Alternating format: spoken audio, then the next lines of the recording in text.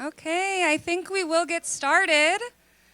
Thank you all for being here today. We're excited to see all of you and welcome you to our session for the Diversity Forum, which is Use Plain Language to Build a More Inclusive Workplace Community. My name is Cassie Lima Pilarski, and I'm presenting with Beth Gaitan. We work for Cultural Linguistic Services under the Office of Human Resources here at UW. And a lot of our job is interacting with employees on campus to help make their communication efforts a little more smooth, a little more easy. We teach English classes, we offer trainings like this, so we're really excited to share with you today. I'm going to jump right in, and we're going to start immediately with a little bit of interaction. You don't need to read everything that's on this screen. In fact, just look at it from a glance, and I want you to think about a couple things. If you're here in person, you can chat with the person next to you. If you're visiting from online, feel free to send in messages to the chat. But take a look at these two options, the before, which is blue, and the after, which is red, and think about which version feels more motivating and respectful to you. Which would you prefer to read, and why? So take about 2 minutes. It might feel like an easy answer, but think about the reason why you chose that one. We'll come back in about 2 minutes and see what our online folks are saying. So we'll come back soon. Take 2 minutes. Chat or think.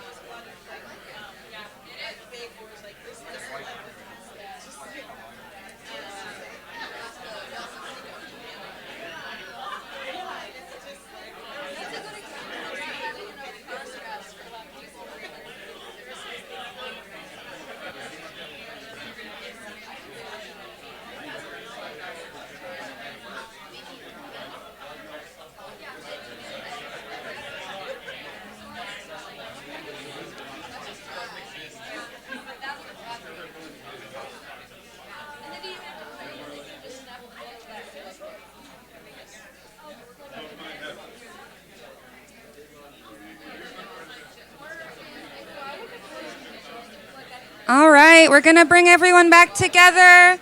Try to wrap up your conversations. Let's all come back together as a group. Before we take a look at the chat, I just want to know by show of hands, who would prefer to receive the blue letter in the mail? Who would prefer to receive the red? Okay, and hopefully you thought about why. We're going to take a look at the chat first, and Beth is going to share some ideas from there. Yeah, so Christina says the second. I appreciate the bullets and bold highlighting what's needed, as well as the clearer text, such as not using disallowance. And Carrie says the after is best, as it is laid out better and easier to read. The before, I don't even read, it's all cobbled together. Lauren says the after because it's more personal and has given you steps on how to move forward. And Holly says the right version. I found that I could quickly find the information I needed. And Miranda agrees. The after explains why, what, and when clearly. Thank you so much for everyone who participated in the chat. Does anybody else have anything to add for why you preferred the red over the blue version? Yes. Let me come over to you so that you can. The blue version references a separate document for follow-up, which is just like one more step that someone has to take to understand what they're looking at. whereas the second version actually has a number that you can call directly for whatever questions you have. That's a great point. I totally agree. Anybody else? Yes. The after addresses the person by name, and you can, in less than 2 seconds, understand what it is trying to get you to understand. That we closed your file is the key information there. Thank you so much. And then one in the back. Yeah, so the right side, once I read it once, I can go back and quickly find information. Now what did they say again, or what was it about the deadline? I could easier to find instead of rereading the whole left side again. Yes. Yeah, I definitely agree with that. All of your suggestions and thoughts are great descriptions of why plain language is really helpful, why it's important. Some of the things that were mentioned and that we'll talk about today in the after version would be like the bold headings, the shorter sentences, the bullet points, the negative space or the white space of the message. And we're going to focus on things like that today and how plain language and effective communication can strengthen and build an inclusive, empowering workplace. So a lot of you kind of said it as you were suggesting why you would prefer the after version, but for a clear definition, plain language is communication that your audience understands the first time they read or hear it. So a lot of you mentioned, I knew exactly what was needed of me from that second version, or I was able to find important information. Within 2 seconds, I knew what I had to do. And those are all definitions of plain language. The goal of plain language is to be able to get your message across clearly the first time to your entire audience. So plain language is defined by results, and success is also defined by results. So you know your message is in plain language when your intended audience can find what they need, understand what they find, and use what they find to meet their needs. So you might ask, what if I'm writing to the entire university or to the entire UW system? We'll talk about strategies to engage and motivate audiences as individuals, no matter how big the size is. It's also important to remember that language is considered plain to one set of language that is considered plain to one group of readers might not be plain to the other. We'll talk about how we can consider the needs of our readers. And during this session, we hope to give you tools and practical ideas that you can try out immediately. These tips apply to all audiences, no matter their native language background. We often work with speakers of other languages, and plain language is in fact even more helpful in that case. So these strategies can be applied across groups that you are reaching out to. So just a quote here that I think we really work with when we're presenting on plain language. Plain language is respectful, inclusive, and empowering. Using plain language can help audience members make the most of their limited time and helps them act quickly and confidently. When we communicate in plain language, we consider the needs of our audience members. So what information do they need? And how can we help them process our message most efficiently and then act most confidently? When you speak and write so that more people understand you the first time, you save time, money, and energy explaining and fixing mistakes. You help your audience follow through better and faster. You increase client and employee satisfaction, and you reduce inter-office conflict. So it can really help to solidify your workplace team and get you on more of the same page. Yeah, so before we can use plain language in writing or in verbal communication, we need to get to know who our audience is. When you create messages that consider your intended audience, the people in your audience will feel included, engaged, and motivated. So see if you can picture who is in your audience. I like to try to visualize a couple of people if I can. You might want to consider your audience members' time constraints. their cultural backgrounds, educational backgrounds, native languages, literacy levels, reading differences, familiarity with the topic, and then also interest level in the topic, and their stress level in general, or their stress level engaging with your document or your message. You may not know exactly who your audience is, and that is okay. We recommend that you assume that your audience is very diverse. So people have varying native language backgrounds, education levels, familiarity with official, administrative, or thematic languages, and more, even in an academic setting like UW. And we would recommend that you tailor your message to the audience member that might have the most challenges engaging with your message. Even the most highly literate and educated people prefer language that is easy to read and quick to follow up on. So as we create our messages, ask yourself, what does my audience need to know, think, or do? And you want to start with this information. You want to say it clearly, and then say why. So we always, in plain language, we start with the action. So the call to action, the most important information, not the justification. Once your audience knows what they must do, then you can share reasons, exceptions, and background. Want to focus in plain language on why the message is important to your audience members. And this might be different than the reason it's important to you. So try to put yourself in your audience member's shoes. Why does this message matter to me? Why is it important? Next, we focus, even if your audience is 10,000 people, we focus on the individual people in your audience group. After all, when you're communicating, you are essentially asking individual people to do something. And those individual people will decide if they are or are not going to complete your request. So we want to talk directly to individual people. And we can do this most effectively by using personal pronouns. So I, you, and we. We like to think of personal pronouns as the eye contact of a written communication. So using pronouns helps every single person in your audience picture themselves in your message and understand what they must do next. We want to choose examples and images that are meaningful to your audience members. So each image should speak to your audience, should illustrate a single message, and we want to make sure they're relevant, culturally appropriate, and that they always reinforce your message. We don't want to have images that distract from messages.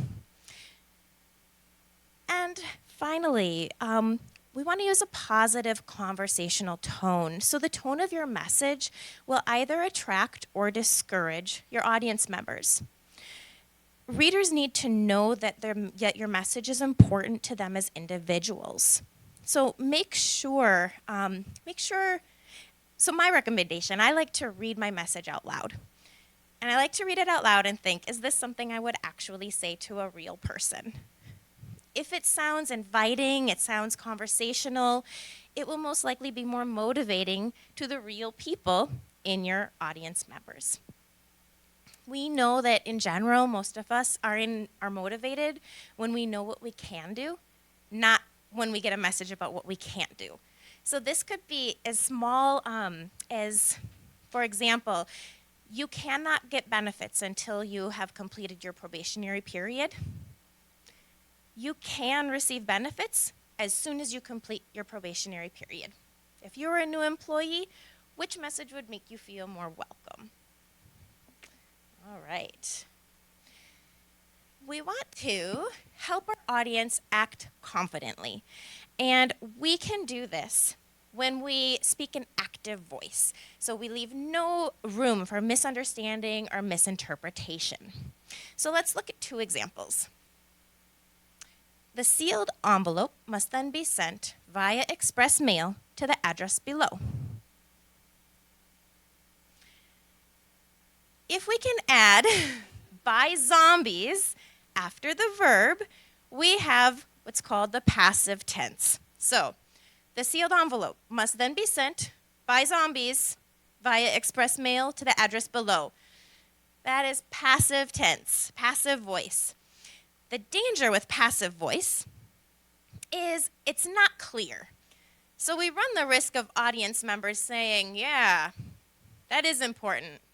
Someone should do that. Does it get done?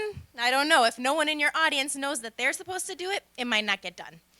So we want to focus on the active voice. Please send the envelope to this address.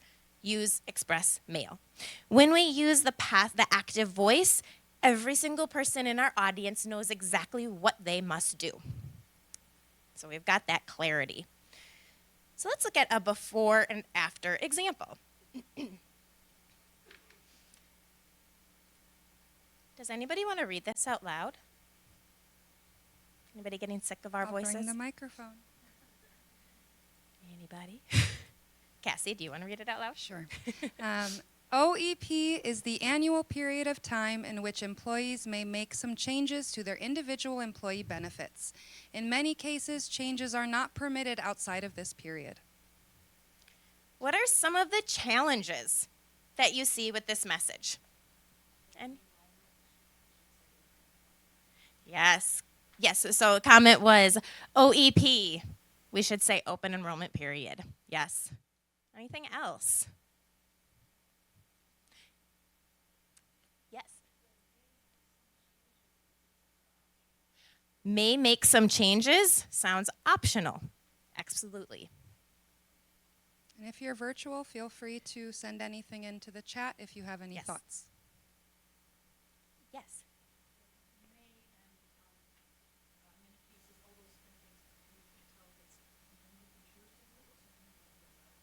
Excellent. So the language is not clear. Is it something you can choose to do? Something you're allowed to do? Is it a requirement? Yes.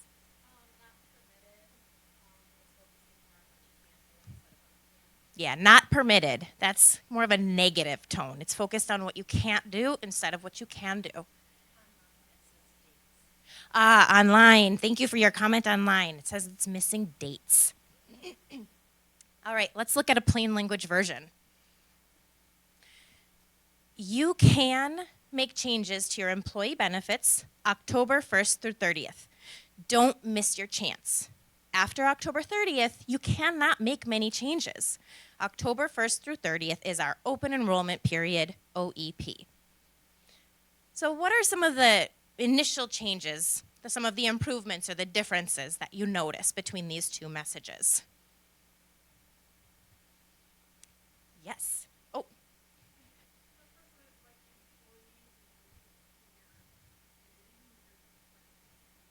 Absolutely. So the first one, it's kind of the audience is general employees, whereas the second version, we're talking to each individual person. We're saying you, those personal pronouns.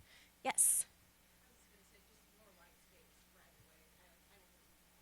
Excellent, thank you. So more white space. Our second plain language version has more white space. It looks doable, so we might be more motivated to read it. Yeah. Anybody else? Yes. Excellent. The second version has a very clear call to action. Action items are bolded. Excellent, and dates are bolded. Thank you for those ideas in the chat. Let's see, did someone else have a hand up? All right, so here's just one example of how plain language can really transform our messages. And I'm going to pass it back over to Cassie to talk about word choice.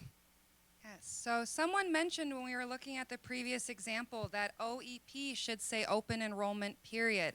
That is a perfect example of jargon or terminology. And technical jargon and terminology defined is technical language that's used by a particular group, profession, or field that may be difficult for others to understand. OEP is one example. We have a few examples here on the screen. Oops. So we work in English language teaching. So for us, some jargon includes realia, that just means stuff. So when we teach a class that might be about organizing a supply closet, we will bring real supplies. That is what realia means. We use that word all the time, but people outside of our field won't know what that means. Same with ELL. In our field, that stands for English Language Learner. So we throw that term around very often because we all use it and we know what it means. One that's a little more general that maybe you have received or heard from someone within UW, I'm going to send you a KB with an FAQ. This is actually my 1-year anniversary of being at UW, and it took me a long time to figure out what KB was. I know now. So it can be a little bit isolating, and it can be a little bit uncomfortable when you don't understand those terms that you are expected to know. So an example of an acronym would be like CALL, Computer Assisted Language Learning, and acronyms, each letter stands for something. Sometimes we need to use jargon, acronyms, or terminology if it saves time for your specific audience, if they know what you're talking about. That would be a great time to use it. Or if it's essential for your audience. For example, a person who might have high blood pressure should know more terminology like hypertension or sodium. So that is going to be required if you need to learn more about whatever issues you have. The bottom line, though, is use acronyms and jargon only if they are convenient for all of your readers. It can alienate and confuse audience members, making them less likely to read and to act on what they read. It also can make the reader feel irritated if they don't understand what you're saying. If it's necessary to use any kind of jargon or acronyms, define it when you send your message. Define it immediately so that you can use it for the rest of the message and your reader will know what you're talking about. So it is okay to use jargon, just make sure that everyone who is reading knows what you are saying. Yes. Yes. Question online, what is KB? What is KB? Knowledge base. Knowledge. Did I say that? I don't think I said it, so. Oh. Oh, yes. I say a lot of things. Yes, knowledge base. So there's always new acronyms to learn, especially within UW. So for some examples of how you can simplify into everyday words and numbers, we're going to go through a little kind of quiz, so feel free to call it out if you think you know. We have a list of very formal, professional, I would even say fancy words that can easily be replaced by everyday words that are going to get your message across more clearly. So for example, instead of additional, what might you say? More, yeah. What about assist? Help. Prior to. Before. In the event of. Yeah, I would say if or when. Those kind of go together. Utilize. Use. Obtain. Get. Implement. Yeah, start or set up, and then due to the fact that, that's a popular one. Yeah, you can just say because. You could also strike the whole thing, that's true. But yes, you can really minimize that down to just a word. And yes, we knew the words on the left, but everyone knows the words on the right. And I know what it means more quickly than thinking about a formal phrase or words. And we're going to watch a video right now, and while we're queuing up the video, I will just say that plainlanguage.gov has a wonderful list. So it is very long. I use it all the time. There are words that I often find myself using, but we know can be very difficult for a lot of readers. So plainlanguage.gov, word list, and that can help you kind of find words that you might use pretty frequently, but a lot of folks might prefer a more familiar option.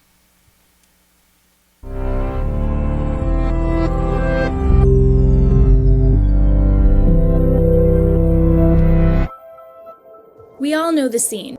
Dorothy closes her eyes and repeats the Good Witch's mantra. No coordinates exist like one's domicile. No coordinates exist like one's domicile. No coordinates exist like one's domicile. Only Dorothy doesn't say that. She says 5 one-syllable words. There's no place like home. Each a word you probably learned in your first year of speaking. Each perfectly concise. It's not that L. Frank Baum didn't have a thesaurus. It's that in most cases, $10 words fail. Would Aerosmith have had a hit with Ambulate This Direction? Probably not. Would Patrick Henry have ignited a revolution by saying, "Provide me with liberty or bestow upon me fatality"? Unlikely. When it comes to words, bigger isn't always better. $10 words are rendered worthless if they're not understood.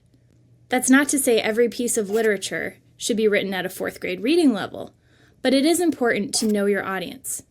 If you're a novelist, your audience is probably expecting 300 pages of vivid descriptors. At the very least, they're expecting you won't use the same 50 words to fill those pages. But most of us don't have the luxury of a captive audience.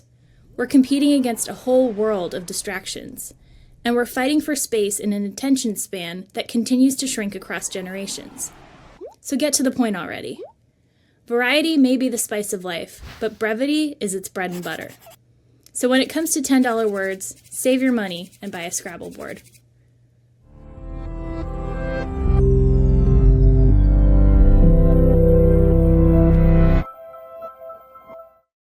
As we jump back into our slideshow, that video is always one of our favorites to show. We're going to talk a little bit more about jargon, and we want you to take just 2 minutes, another little interactive activity. If you're online, just think for a couple minutes and feel free to share in the chat. With the person next to you or the people around you, share 2 jargon words that you use in your daily work. And think about what everyday word you might be able to replace it with. It's not always possible, of course, but if you think on it, you might be able to find an equal option. So take about 2 minutes and talk together, and then we'll see if anybody wants to share, okay?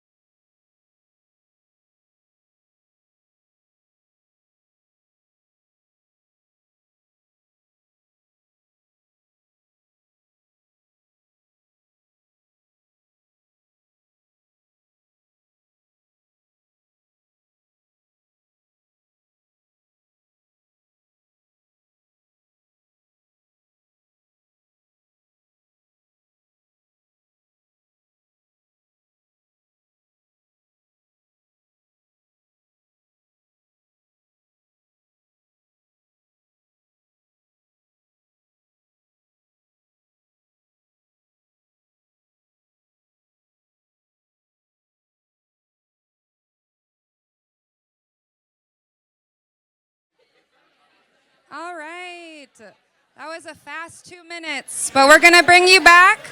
Wrap up your conversation. Let's come back as a group here. I have a microphone, but I'm using my teacher voice also. Let's come back together. Before we hear from anybody here, would anybody in the chat like to share any examples of jargon that you came up with? And Beth will share that for us.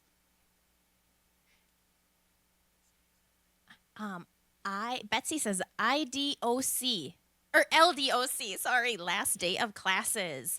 KPI, key performance indicator.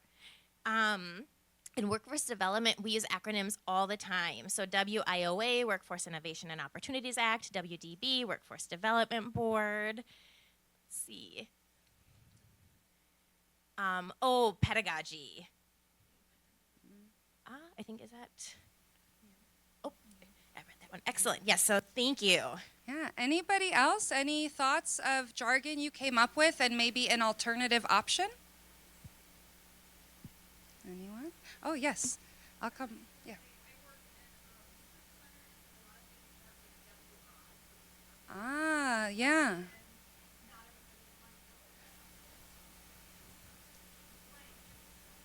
Yeah. Thank you. So just to repeat what she said, she works in a research facility and WI comes before a lot of the terms, which just means Wisconsin. But if you're not from here or not involved with UW or that side of things, you might not realize that that's what it always stands for. Yeah. Anyone else? Yes.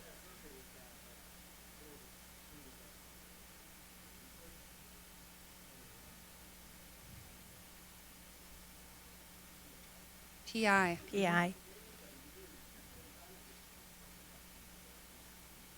Yes.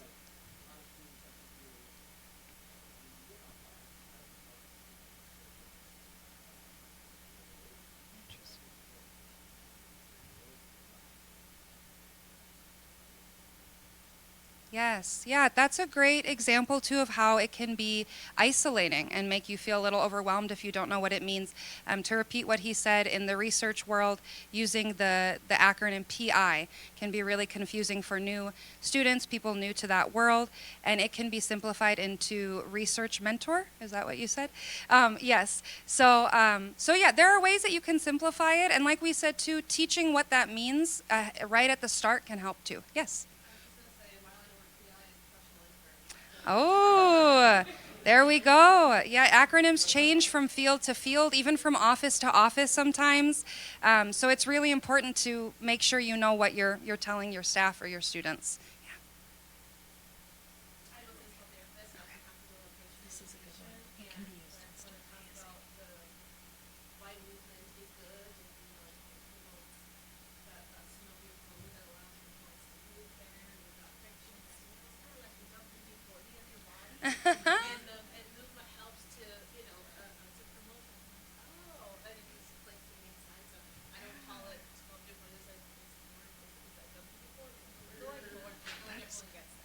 Yeah, that's a great example. That's not, it's not exactly a translation, but it's a metaphor that's going to help you get it a lot quicker than explaining the scientific side of fluids and whatever else you were saying.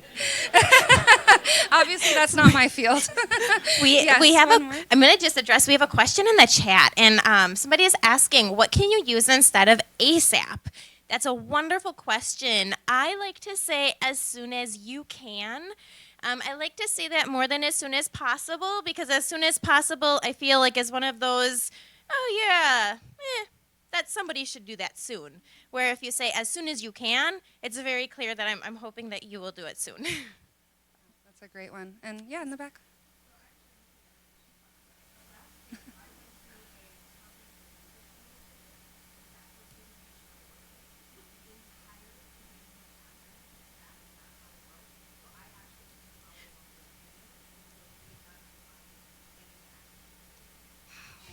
I'm going to repeat that one for sure. So the last person who just spoke said she understood everything our physical therapist over here said, which is great. But she sat in a presentation about Workday, which is an upcoming platform we'll be using, and they didn't define any of the acronyms that they were using about Workday, so she could not follow through the entire thing, which is a huge issue, especially because we're all going to be using that very soon.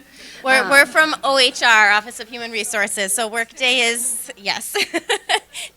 So just want to mention that this is a great activity. Thank you, everybody, for your participation. A great activity to do with your team. So take a few minutes out of staff meetings and come up with a list. What are some jargon words we can think of today? Can we agree on a plain language version? It's a great team building activity.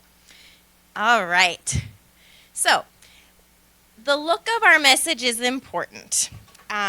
One of our first jobs is to motivate our readers to read, and this can be the most difficult job we have. So maybe this hits home today. I know I drove around for quite a while. What would you do if you're running late for the diversity forum and you come up to this parking sign? How would you feel? What would you do? So yeah, we're hearing lots of laughter. I don't know. You could park, cross your fingers. You could drive away. This is it's overwhelming. It doesn't meet your needs. You as a consumer, as a reader, if you pull up to this sign, this does not meet your needs. This is not designed to help you succeed. So we've got this, this other version from an artist in Los Angeles. And she does parking sign redesigns. So this is designed to meet your needs. This is designed to help intended audience members find what they need quickly. All right, so this is our really just hitting home. The way you organize and the way you present your message matters. Your first job is to hook your reader, to motivate them to read, and it's to help them be successful with your message, which helps you and helps your reader in the end. So we learn from eye tracking studies in plain language. We learn kind of how people interact with messages.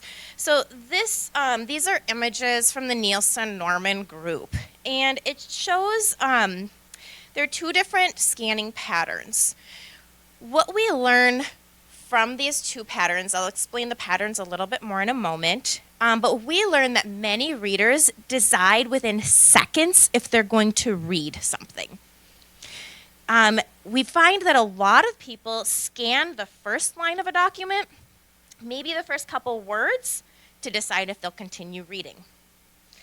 A lot of readers read about 20% of the words on a page, but this percentage increases as the number of words decreases.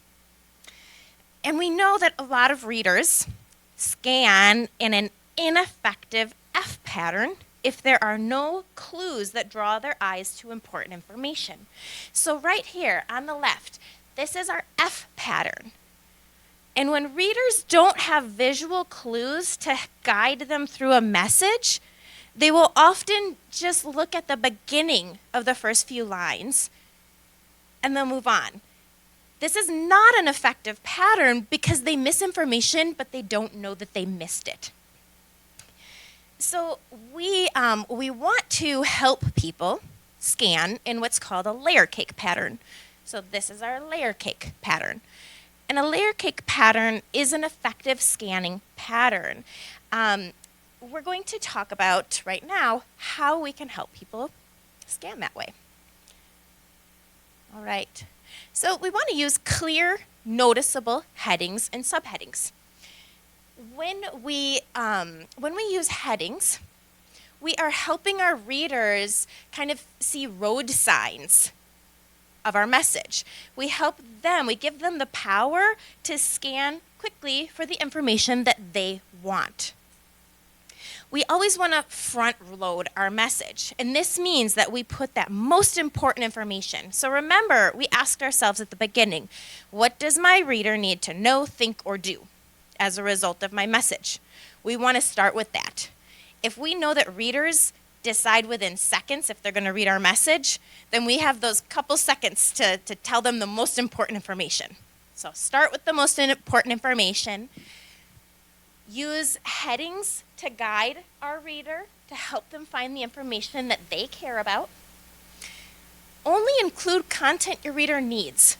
So we get a lot of questions. In plain language, how do you draw attention to the most important information? The answer is only include important information in your message. Okay? Don't distract with extra information. We know from scanning patterns, people are not reading your whole message linearly. They're not reading the way that you're writing your message. We want to present information in short chunks. So consider how you memorize a phone number. You could memorize just 10 random numbers. It's easier to memorize 334. It's chunked. The information is chunked. And we know that our brains process and recall chunked information best. So when we have subheadings with information that relates to that heading, we have another heading with information that relates to that heading, we're giving our readers information in short, manageable chunks, which means their brain is processing it and they can more easily remember it. We want to organize our message with lists and tables. lists and tables look doable. We have added white space. They're short phrases that we can scan easily. So when we see a document that has lists, in our brains we're thinking, oh yeah, this is manageable. I can do this. We want to use images and examples again that are important to our readers. And then to answer that question, how do you call attention to the most important information? Bold is the best way to do that. So if you have a deadline or someone's contact information, you can use bold to call attention. So I really recommend, down here we've got the website, the Nielsen Norman Group they've got fascinating information on how people interact with messages.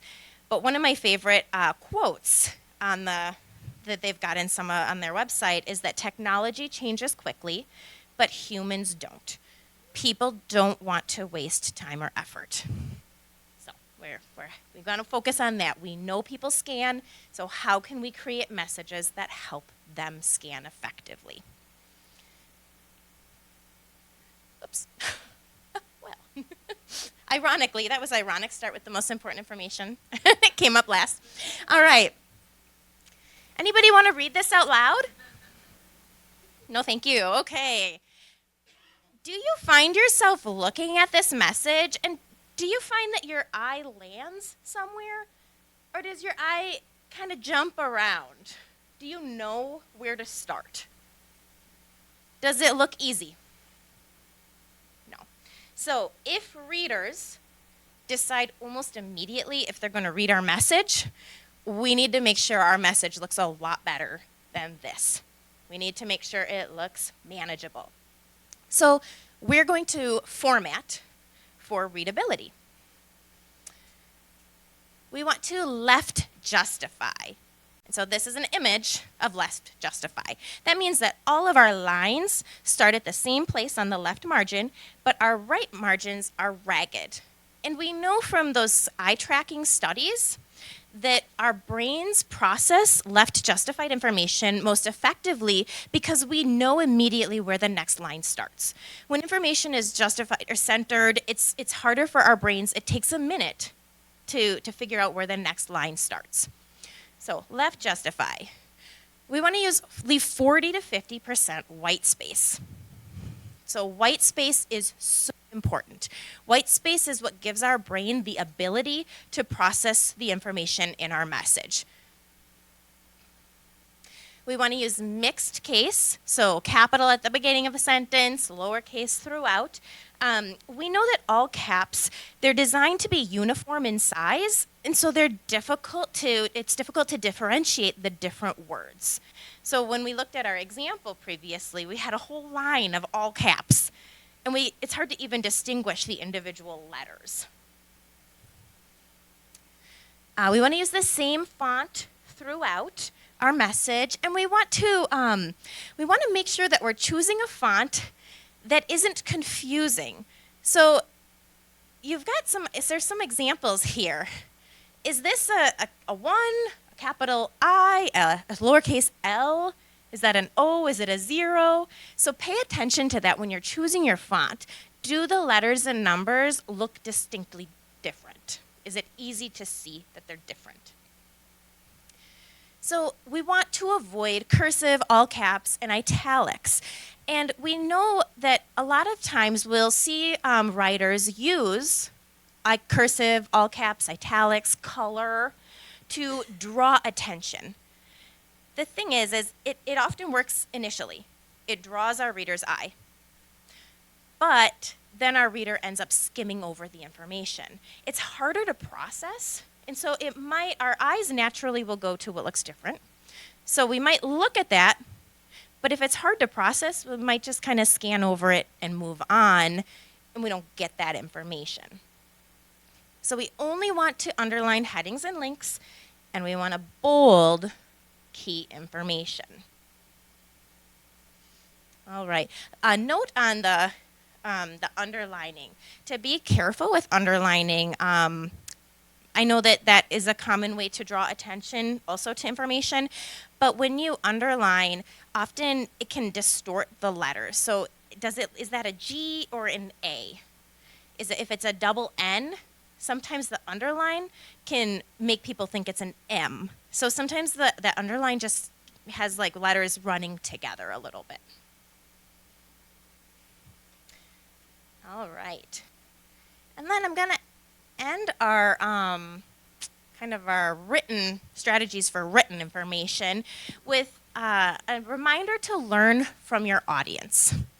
So we want to use feedback from targeted readers to help create the most effective information. This can formally be called usability testing. It doesn't have to be a formal process, but I know every single time I ask my intended audience members for feedback, I learn so much, and I create my messages are truly, they better fit the needs of my audience. And so this can be a pretty quick activity, but it's so important. So I sometimes I'll write a message, and then I'll ask a couple people. I might ask one of my family members or somebody in a suite down the hall, someone that's not directly related to working on my message. And I want to ask them to look at the message. We want to avoid questions like, does this make sense? Do you like this? You're not going to get very valuable information. So some questions that I like to ask. I will ask people, where did you go? Where did your eye go first? Where did you look first? What is the most important information to you? What would you do after reading this message? What words or sections did you have to reread? Was anything distracting? What questions do you still have? What did you like? And what did you not like about the message?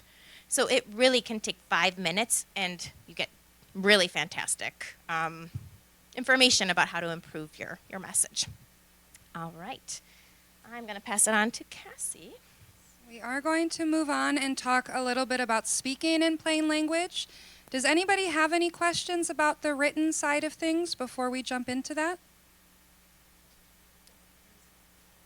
Oh, sure. Oh, I will come over. Yes. Okay. So, We'll just wait a sec to hear from Beth. okay, great. Yes. So here's a question. Do you have general advice for marrying plain language with the necessity to include legal disclaimers? Yes. So there is a huge movement. A lot of my background is in healthcare. And there is a big movement in the legal world. Our colleague Jennifer Sell actually does lead a plain language session for legal and administrative writing. It is, it's got a lot of traction right now. And really the idea is that legal policy information, all of that should be in plain language because it is a right. Your consumers have a right to understand the message. And so plain language is respecting their right. So there's a ton, I see some clapping, yes. Brian Garner is a lawyer who is doing a lot of work right now in advocating for plain language in legal writing. That said, I do know there are a lot of challenges. So just some experience of mine, I worked with a healthcare system and we did a consent form, rewrote it into plain language, it looked great, and legal shot it down. Could not do it. So what we ended up doing was the actual document that patients received was a screenshot of the consent form with lines and plain language instructions. Not ideal, but it was what we were able to do in the situation. So I guess within your constraints, finding what can you put into plain language to help your consumers. And there was one more comment about the underlining. Oh, yes. Interesting. Okay. Digital accessibility. Yeah. So then we've got a digital accessibility tip. Don't underline non-links in digital communications because underlining conventionally signals clickable hyperlinks. Yes, thank you. All right. Perfect. Thank you so much, everybody. So we'll move on to speaking in plain language. Many of the tips that we've given already for writing apply to speaking as well, like using everyday words, shorter sentences. But we'll talk a little bit now about more specific strategies for verbal communication. And again, you can use all of these strategies in multilingual environments where you have colleagues who are native or non-native speakers of English.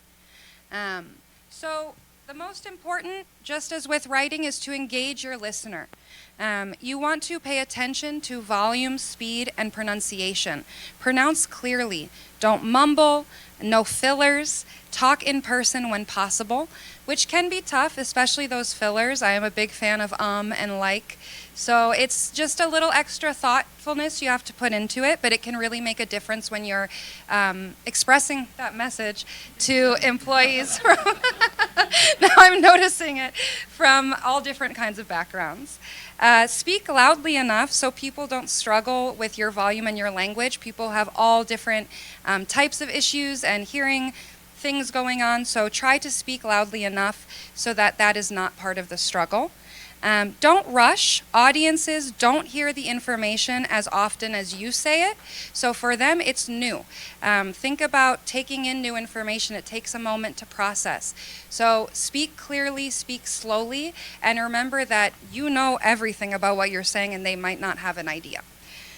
Just like in written messages, people need the chance to chunk information that is similar to process and recall. So try to present it in chunks with a pause in between. If you're giving directions to someone, take those breaks. If you're giving maybe new hire information to someone, chunk it out so that it's easier for them to remember when they look back later on. Also, be comfortable with silence. This is a tough one. As teachers, we have learned that you can wait up to 7 seconds before asking for an answer to a question. And really, 7 seconds is not that much time if you've just been asked a question you've never heard before. So when you are presenting information, expressing a message to someone, remember to take those pauses and give that silence a few seconds, because even if you are not thinking about anything, your listener is processing everything you just said and maybe thinking of a question for you. So be comfortable with that silence and sitting in that. It can feel awkward, but it's definitely worth it. And then, sorry. We like to say, as the you is the eye contact of verbal information. Your pausing is your white space of your verbal message. So. Thank you, Beth. And then finally, this is very similar to our written strategies, but simplify. Try to use fewer words, everyday words, and short active sentences. Again, be careful with jargon and acronyms that everyone might not know. And when speaking, start and end with the most important information. Most people can't re-listen to your message. So start with that important information to engage your listener. End with the same to help them remember it.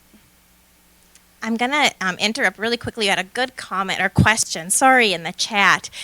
Do we recognize using AI to rewrite messages in plain language? I don't have a ton of experience. We hear from a lot of folks in our trainings that they do that. And I have done it a couple of times. I've been pretty pleasantly surprised by the results. There have been a few times where I read it and I think, oh, and I mean, I guess I've maybe done it like 3 times. I would say, yes, you definitely use it. It's a tool, but make sure that you're rereading it. Make sure that it's not changing the meaning of your message, that it's, reflecting your intended audience. That's probably an area that we need to learn a little bit more about. Does anybody have any real life experience tips? Yeah. This. Sorry. Thank you. I was just going to share that I use ChatGPT to almost like check myself. I find a lot that I work in a very male-dominated field, and as a woman, I tend to over-explain and feel the need to justify why I'm sending, usually an email correspondence. And ChatGPT will cut out half my fluff, and then it gives me a little bit more confidence to be like, yeah, that's what I meant. So, yeah. I love that. Thank you for sharing that comment. I love that. Yes. Yes. I use Grammarly on my stuff, and I found that they are doing a really good job using a lot of plain language, and frequently they're cutting out words in my stuff, and I'm like, oh, this is actually making this a lot plainer and a lot, just simpler. So that's been working really well. Excellent. Yes, I do have something. I'm not very tech savvy, but something on my computer underlines wordy phrases and suggests simple versions. So maybe that's Grammarly. Yes. Quaid is also a tool for understanding whether your language is going to be readable at different levels. So Excellent. Thank you. All right. This is opening up lots of comments. I'd suggest if you're uncomfortable with the idea of AI chatbot rewriting your material, you could instead use it as the kind of accountability partner you were talking about, where you could ask it to give you feedback about it and suggestions for ways to improve your language, and then you'll get a list of things that you could do differently, and then you do it. That is wonderful. Thank you for that comment. That's fantastic. It was great that you just went before me because I was going to say something like that. And just to echo that, a lot of times I will put in a message into ChatGPT or Microsoft Copilot, and it'll give me something back, and I'll be like, yes, but I don't say this word, or yes, but can you say it with more of this tone? And after a few questions and prompts and conversations, you can get to something really close to what you need. Excellent. Thank you so much, everybody, for sharing your real life experience. Thank you. I'm interested for when we give these presentations in the future. They're just going to keep changing and changing with all of these new things that are getting added to our toolboxes. So beyond just speaking in plain language, you can also make use of body language to get your point across. And just for some examples, body language can include gestures, facial expressions, touch and body space, modeling or showing. And we'll talk a little bit about that now. So there are a lot of different ways you can get your point across. One great way is to use sensory aids. So that can include things like pictures and diagrams, physical space and objects, written reminders. Oh, sorry, I'm kind of going out of order there. There we go. Written reminders, drawings, maps, and like we mentioned before, realia or real stuff that you actually will use in the field. So these are just some illustrations and examples there. But this is a way to better engage your listener and to help them better understand it. If they have that visual in their head as you're teaching them maybe how to do something new or about a new policy, they will be able to connect that more quickly in their head with those visual cues. Thank you, Cassie. All right, so we're going to next talk about taking ownership of understanding. So we want to, got some extra little white space in there. We want to ask open-ended WH questions. So in English, we have two types of questions, open and closed. And our open questions are called WH questions or information questions. Those are questions that start with who, what, where, why, when, and how. You cannot answer those questions with yes, no, or maybe. So our closed questions, you can answer with yes, no, or maybe. So for example, do you have time to help me this weekend? Yes, no, or maybe. If we look at a WH question, we might say, when can you help me this weekend? So we are going to get a lot more information when we ask our WH questions. We want to avoid tag and negative questions. You know what tag questions are, don't you? So this was an example of a tag question. A tag question is basically a statement that tacks on a question. It is not really a question. It's often used to reaffirm something that we believe. It can even be a little sneaky, like, you forgot to wash the dishes again, didn't you? That is not a question at all. That's an accusation. Tag questions are very common. We use them, we hear them every day without noticing it. They're difficult to answer. They can be challenging to answer. It's kind of similar to negative questions. So think about this. Don't you have an appointment in 5 minutes? It's interesting to think. Some people might say, yes, I have an appointment in 5 minutes. But other people might say no, because they interpret, yes, that's correct. I don't have an appointment in 5 minutes. So those tag questions and those negative questions, they're grammatically difficult to answer, and just the nuance can be difficult for some speakers to understand. Is this really a question? Is it a tongue-in-cheek? Is it an accusation? So we want to avoid saying, that makes sense, right? Or you understand the next steps, don't you? So those are the questions we're talking about avoiding. And instead of using closed questions and tag questions, we want to use teach back. So teach back is a proven strategy to improve understanding and facilitate better communication. In healthcare, it's called the show me method in addition to teach back. And it's really when you give your audience members the opportunity to tell you what they understood in their own words. So in healthcare, that might look like, hey, I gave you a lot of information about using your inhaler. I want to make sure I did a good job teaching you. Can you show me how you use your inhaler? Or I gave you a lot of information about your diagnosis. It's a lot to remember, and I want to make sure I did a good job explaining everything. What will you tell your family? So you're giving your listeners an authentic way to explain to you what they understood. It is also taking the ownership. I want to make sure I did a good job explaining. So let's take a look at a couple of non-health related examples here. Well, health insurance. It's, we just ended our benefits time here. So after explaining health insurance options to a new employee, you might say something like, I gave you a lot of information and I want to make sure I did a good job explaining your employee benefits. Can you tell me when your health insurance benefits begin? So that's that WH, right? Those open-ended questions. Where can you go to learn more about your different health insurance options? So I want to make sure I prepared you for success. Let's look at one more here. We're going to take a couple minutes to consider this. You can talk with the person next to you. If you're joining us online, consider what you might say. Write it in the chat if you'd like. So after you train a new employee on a new piece of information or a new piece of equipment, how might you use teachback? All right, so we'll take about a minute and a half to talk with the person next to you.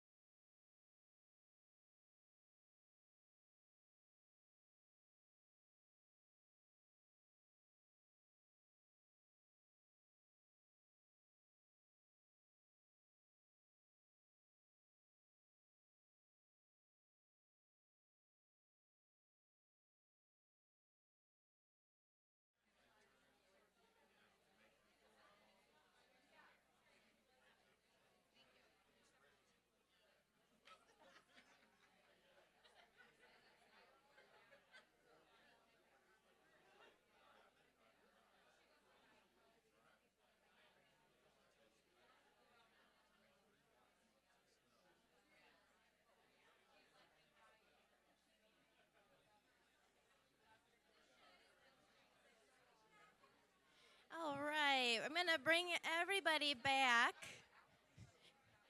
Cassie and I love to hear all this conversation. Thank you so much for participating.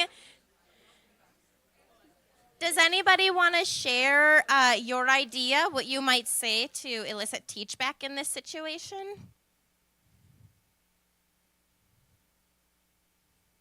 Or anything in the chat? No worries. You might say something like, I want to make sure I did a good job explaining how to use this new equipment. Can you please show me how you will turn the machine on? Or what would you say if you were teaching a coworker how to use this equipment? All right. I do want to address one question we had in the chat, and I think that it is a very relatable challenge/question. Having trouble using passive voice because we learned not to do, or we learned to do it. So we are, I would say probably many of us are very conditioned to using passive voice. They're just asking for tips on how to use active voice. I agree that it's a tough one. It's also one of the main strategies of plain language. So I often will write my message as I would talk normally, and then I will go back and I will very consciously find the passive voice. I will change it to active voice. If it's something that feels too strong to me, I often, kind of going back to the comment that we had a minute ago about, as a woman, kind of thinking, oh, am I being too passive or am I being too gentle with this? I'll ask somebody else to look at it. Does this rub you the wrong way? So I'll ask someone for their feedback, or I will add something that makes me feel more comfortable. You can absolutely have your own personal style in plain language. Say please. Say you are the writer, so you can be you. And you can use plain language. So I would say whatever makes you feel comfortable using active voice, do that. And it does get a lot easier as you practice it. It's also exciting to see that more people do respond and follow through. So that's one thing also that you can kind of gains momentum. All right, Cassie. So moving forward, when you are getting into these scenarios, having these conversations, trying to get your message across, go into it expecting success. They say fake it till you make it, have that confidence. And if you show that you are just really trying to help the person you're talking with, that can help a lot. So assume positive intent. The way that people process and take in information looks different on everybody. We all have our thinking faces, we all have our reactions when we're listening, and then if you bring in a multicultural workplace, that adds a lot more to it as well. So assume that positive intent, that person you're talking with wants to hear what you're saying and is excited to get that information. Also, be curious, ask questions, listen actively. That's also a great way to gauge the understanding of your listener, and show them that you're interested in what they know as well. Be careful with humor, especially sarcasm. This is especially important if you are working in a multilingual or multicultural environment, which the majority of us are, especially on campus. Humor can affect people in really different ways, and sarcasm isn't always accepted positively in different places. So if you're just trying to get a message across, be careful with adding in any of that kind of humorous side. Acknowledge the stress and learn from your mistakes, but don't give up. You can let your conversation partner know that you're trying to help them too and you want to work on it together. It can be stressful if you have a new hire, a new student, maybe someone who is still learning English, but learning from those mistakes and continuing through it is really going to bring that success. And then finally, share that responsibility for successful communication. Both of you work together to figure this out, and by the end, your listener received the message that you wanted. And that really takes two. So celebrating that and thanking them for walking through that with you can make a huge difference. So how can you use plain language at work? We're going to just take a look here. We usually have some interaction, but we're running a little low on time. These suggestions were taken from different plain language trainings. So these were other folks who have attended and gave us these ideas. So at work, you can use plain language in many ways, including giving instructions and training staff, giving feedback and writing policies, explaining guidelines, asking interview questions, and also drafting PowerPoints and emails. I'm sure you can think of a lot more to add to this in your specific line of work, but these kind of apply to all of us, and some of them can be really easy changes to make. So some ways that you can practice plain language on your own or with your team when you get back to your office would be to review the plain language resources that are provided, I think, on the Diversity Forum site. Visit plainlanguage.gov. That is the website we mentioned earlier that has those word choice translations. They have so much more than that. They have great examples. A lot of the examples they have we use in our presentations. And they just give a lot of suggestions for helping to edit your writing into a more plain language version. Create and distribute a translation guide for any work acronyms and jargon. When I started my position here, we have a spreadsheet of different acronyms that are important to know, and I looked at that every day. It saved so much time, and I really didn't want to ask my boss every little question for a lot of different reasons, so it saved a lot for everybody. So working with your team to create that can be really helpful. Set up a group to discuss clear communication strategies in your functional area. You can have a team that reviews each other's work and talks about how you can make that communication more clear. Edit one important or common message and get feedback from users, like we mentioned. Asking coworkers, asking people outside of what your focus is. Also asking ChatGPT can be really helpful to get that feedback. You can attend more plain language workshops to earn your CLS plain language certificate, and I'll mention more about that in a moment. But we do offer training series for you to get a certificate in plain language. And you can join our plain language community on Teams. So that is a separate community on the UW Teams network. If you want to join it, you can click Join a Team, and I can tell you the code right now if you want to write it down. It is 1EFQY2A. All lowercase, good question. And I'll repeat it again. The Teams code for our plain language community is 1, so those the numbers, 1EFQY2A. All lowercase. And it's really not a commitment or anything. You can just check it when you have time, and there are some good suggestions. People have questions asking for help. So it's a nice way to talk with other people who are focused on that as well. A little bit of information about our plain language certificate. So our plain language certificate series is a 3-part series, and they are in person. So we have our introduction to plain language, which would cover some of what we talked about today, but it goes further into writing and speaking in plain language. Once you complete that training, you are eligible to register for our Write with Plain Language. That'll be a smaller group where you actually work together to negotiate edits on documents. So it's a lot less lecturing, a lot more interaction and working together. And that focuses on the words, the writing side of it. And then our third part is design for plain language, and that talks about the look of your document, how you can make it more engaging for readers.